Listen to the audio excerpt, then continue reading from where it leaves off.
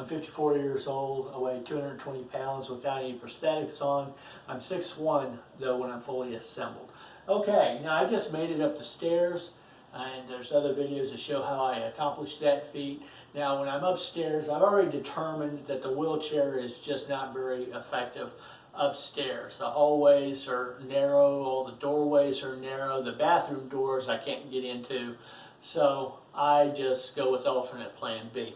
And what I've done is I've come across a little scooter deal here, and it is something that I found online, and it's a thing that's designed for youngsters' gym classes at school.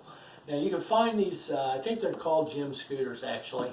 You can find these things online, but this one is actually special. I checked with a lot of different websites, and the capacity on most of those scooters was either 150 or 175 pounds. Now that is something that obviously won't work for me. This one was would take well in excess of my weight. So that was dandy. I also elected to get these indoor-outdoor rollerblade wheels, and they were, added a little bit more to the cost of it. But the whole thing was less than $100. I don't remember exactly what it was, but it was less than $100. I ended up at my doorstep, like most things you buy on the internet, in about 4 days or something like that. And I would say it's well worth way more than I spent for it. In any case, so I use this upstairs all the time. And so I get up the stairs, and the way I manage to move around is, what I want to do is I want to hop myself up on this little scooter, which is, and this is what I do. First off, I'll point out, you may not have been able to see because it's kind of tucked out of the way. Of course, I come upstairs, I wear a knee pad. There was a physical therapist person that suggested I would save my knees for the future, and that seemed like a good plan, so I thought I'd stick with it. So I've got my knee pad on. I'm going to go ahead and just scoot over here as close to the scooter as I can, and what I want to do is block it up against the wall, because one of the things that will happen with these scooters, if you don't put all your weight on it, it'll tend to scoot out from under you in whichever direction the weight is trying to go. So I push it up against the wall, and when I'm trying to push myself up, I'll go ahead and do it this way, push it that way, not forward or back, because if you just put a little bit of weight on it, it'll just go in whichever direction. So I want it to go in this direction.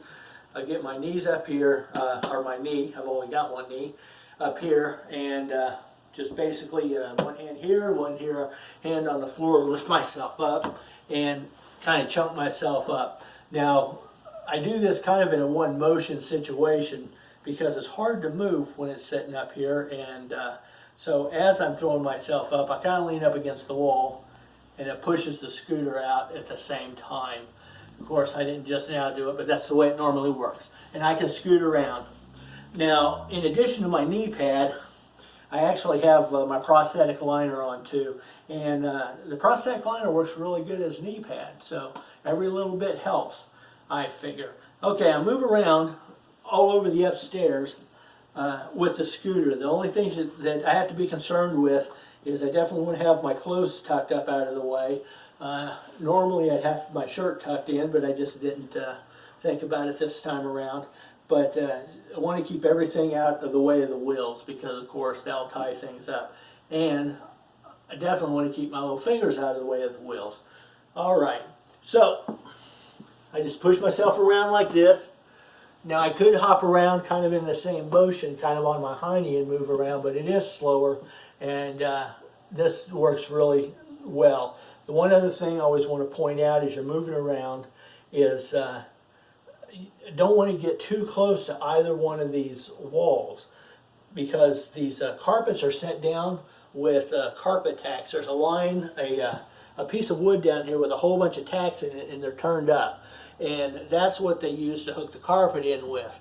And if I have my hands too close to that while I'm trying to push forward, there's a real good chance I'm going to poke a hole in my fingers, and that will hurt. And I want to avoid that. But other than trying to avoid the walls, this is basically the way I get around upstairs.